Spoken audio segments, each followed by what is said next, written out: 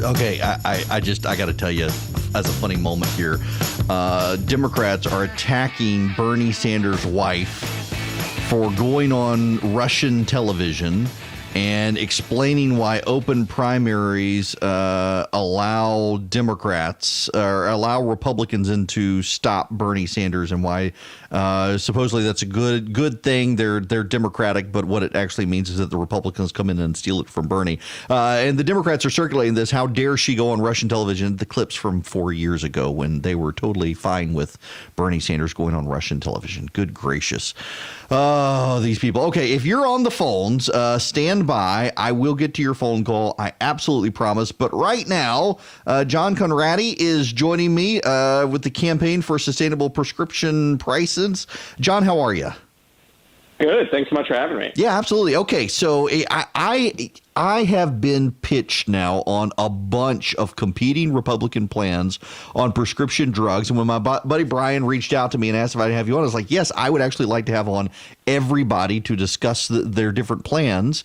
And this one intrigues me because it's a Chuck Grassley plan, and I'm a huge fan of Chuck. So wanted to get you on here and let's discuss this issue, because we saw the Democrats on stage last night essentially want to take over drug companies right as they're researching the coronavirus, and Republicans don't seem to want to take over the drug companies.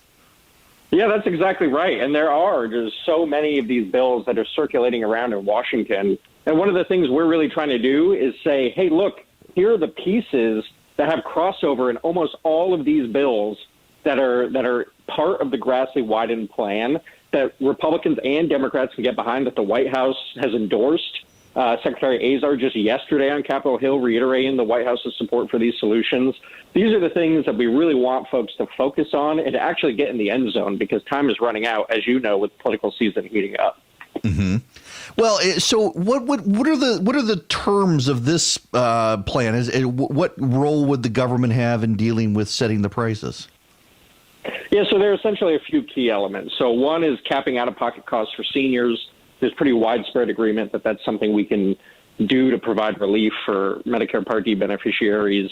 And reforming the Part D program to give Big Pharma some skin in the game, to provide a disincentive against price gouging. So that would mean at a certain phase of coverage that Big Pharma, not just taxpayers and health plans, would pick up some of the tab. And so that provides them kind of a natural disincentive against price gouging.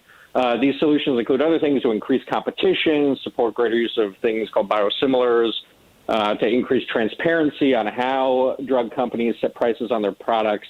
And then finally to say, and this one is the one that's really important because it gets attacked by pharma the most, to say that the federal government won't provide an unlimited subsidy for price hikes, and that that taxpayers will only reimburse through the Part D program brand name drug companies for prices that for price increases that stay below the rate of inflation.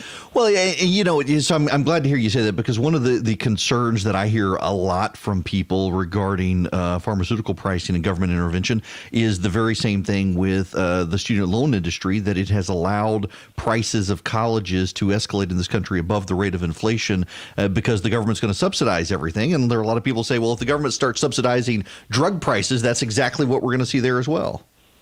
Absolutely, especially if you do something like cap out-of-pocket costs for seniors, then drug companies, especially ones who sell a lot of product to Medicare Part D beneficiaries, have every incentive to hike prices to the sun because it'll be taxpayers picking up the tab and not patients. And so that's why it's so important that a solution that caps out-of-pocket costs for seniors is coupled with these solutions to give pharma some skin in the game and to provide disincentives against unlimited price hikes.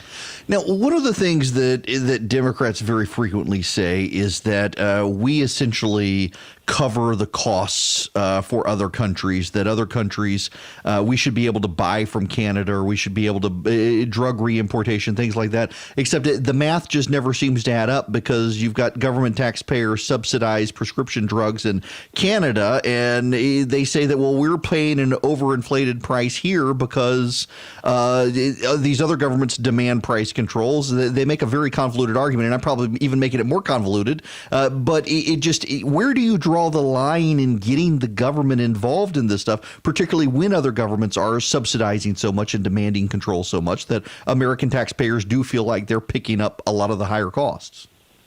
Well, that's why there's so much more we can do without direct government intervention to start out with that just hasn't been done because the pharmaceutical industry has had so much power in Washington for so long. Things to clamp down on how the industry games things like the patent system. Senator Cornyn from Texas has great legislation to start kind of peeling away at some of these tactics that big pharmaceutical companies use to prevent competition from coming into the market. There are so many things we can do from a competition and transparency standpoint that would help market forces bring prices down and slow the rate of price increases without kind of getting into all of that. Well, yeah, and that's a great point because we see this across the board where corporations, to some degree, it's easier and cheaper and more efficient for them to pay lobbyists to go to Washington to get loopholes and special protections than to have to innovate anymore. And we see that across the entire Fortune 500 industry happening, and also within the pharmaceutical industry, and people buying up patents and then jacking up prices who never actually invented stuff and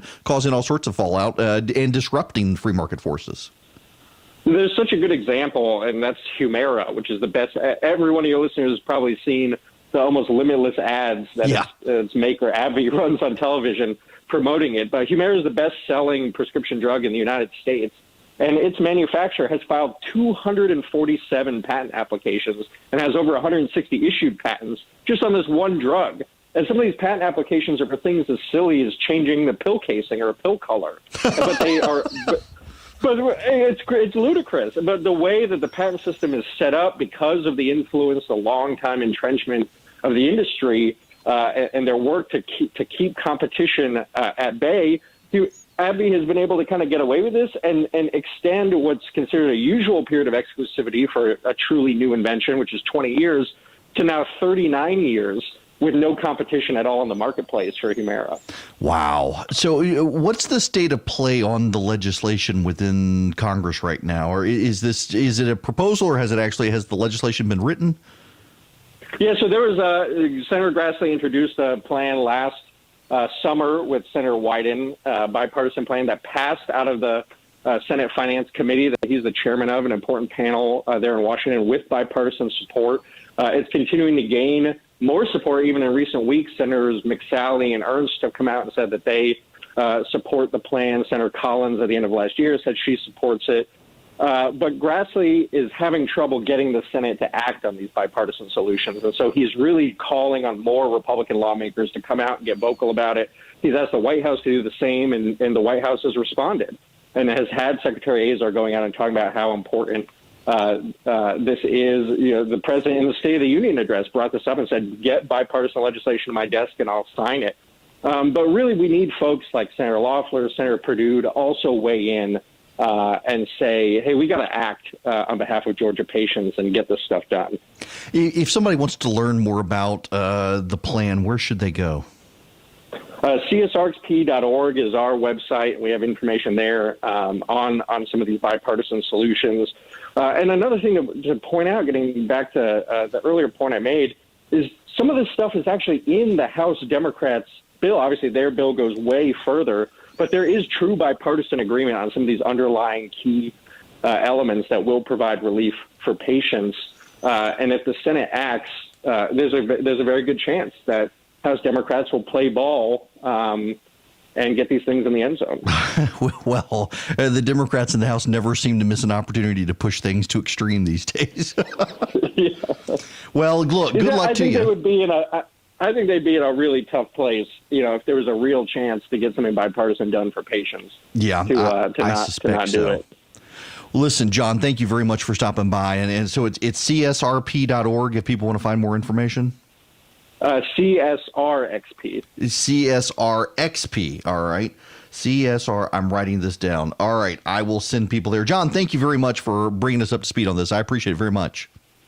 Thanks so much for having me. Absolutely. John Conradi, CSRPX.com. He's the spokesperson for the Campaign for Sustainable Prescription Pricing, and it's RX pricing. And if you want to learn more, go to their website, CSRXP.org. It is Chuck Grassley's legislation with Ron Wyden of Oregon. I believe Mark Meadows in the House also has a plan that Republicans in the House are pushing, and they're trying to pick up support in the Senate for this one. Now, the phone number here, if you want to be a part of the program, 877-97-ERIC, 877-973-7425. Let's go to the phones here. David in Dalton, you're going to be next. Welcome.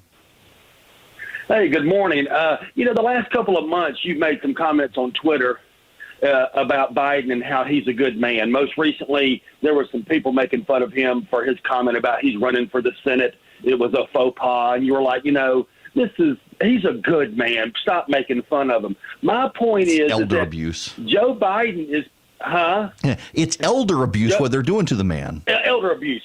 And then you said he's a good man, and you said that more than once. He is pro-abortion.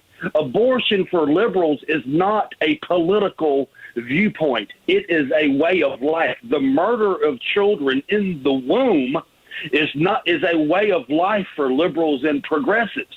And because if somebody supports that, they are not a good man. This is not about immigration where you can say, well, we just agree to disagree on immigration, but he's still a good man. This is not a political point. This is a way of life. The murder of children in the womb is a way of life, and he supports that. He cannot be a good man by that criteria. Well, look, on the moral level, I understand what you're talking about, but at the civic discourse level, we in this country have vehement disagreements, and whether or not and I agree with you on abortion. It is that's why I always refer to it as killing kids as opposed to the euphemistic abortion. But at the civic level in this country, we should be able to engage with people we disagree with, because ultimately, every single one of us is a sinner.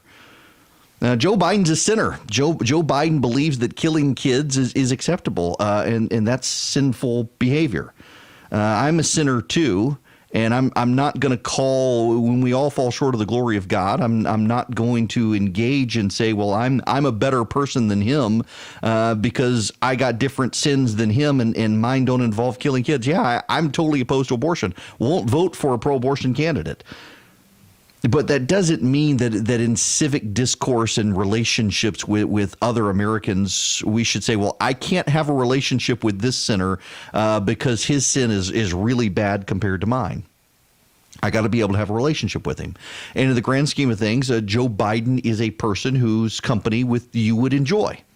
He's a good guy. His wife is a fine person. I disagree with him vehemently on a host of issues, including moral issues. But to say that I can't be friends with or consider Joe Biden a good guy because he supports killing kids, yeah, it's horrible. Absolutely horrible.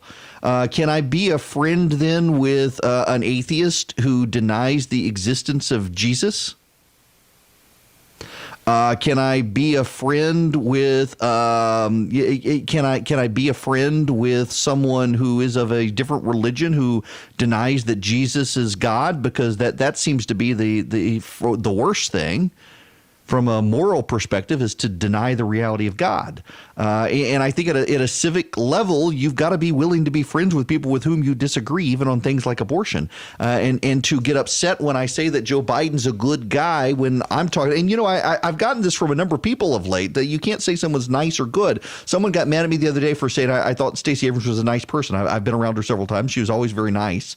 And she's always very nice to other people. And I know enough people who are really terrible to those who don't matter, people that they're never going to see again. And particularly in politics, I see this all the time on the left and the right. People are just nasty to people who are of no need to them. And I've seen Stacey Abrams interact with people who are of no use to her, and she's very nice to them. She strikes me as a nice person. I got lectured the other day, you can't call her a nice person, for the exact same reason, by the way. It was abortion and socialism. You can say she's a pleasant person. No, I'm going to say in the civic vernacular of our age, she's a nice person. Joe Biden's a good person. I disagree with them, but I have been in their presence, and it was enjoyable. I've been in the presence of plenty of politicians who it's not pleasurable to be in their presence. They are deeply mean people. They are people with no sense of humor who cannot laugh at themselves and cannot relate to other people.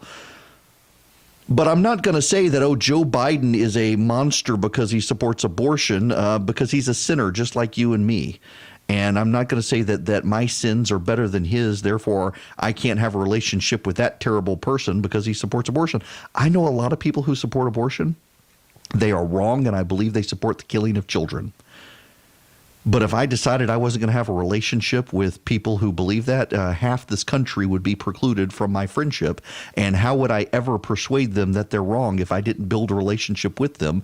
At some point, we've got to be relational to be able to change people's minds. And that means we're able to relate to people and understand their position, and they're to be able to understand ours. And I think it's deeply notable, in fact, in this country at this time, that it is more likely for a conservative to consider a progressive a friend than for a progressive to consider a conservative a friend.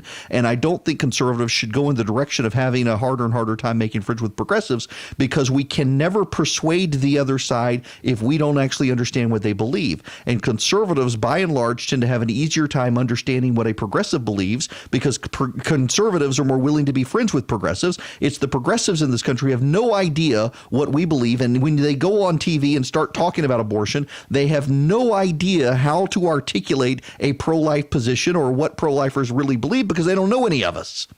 I would much rather be friends with and be nice to and consider people in the civic sense good on the other side and have friendships with them. And who knows, maybe along the way the Holy Spirit can get involved and save them from themselves and their terrible position.